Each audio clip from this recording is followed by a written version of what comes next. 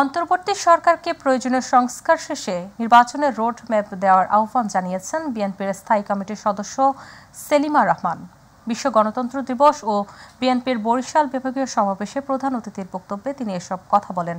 নগরীর শিশু পার্ক সংলগ্ন বরিশাল বিএনপির আয়োজনে সমাবেশে সভাপতিত্ব করেন মহানগর বিএনপির আহ্বায়ক মনিরুজ্জামান ফারুক। বিশেষ অতিথি ছিলেন কেন্দ্রীয় বিএনপির সাংগঠনিক সম্পাদক আকন কুদ্দুসুর রহমান, বন ও পরিবেশ সম্পাদক কাজী রৌনকুল ইসলাম টিপু, দক্ষিণ জেলা বিএনপির সদস্য সচিব অ্যাডভোকেট আবুল কালাম শাহিন।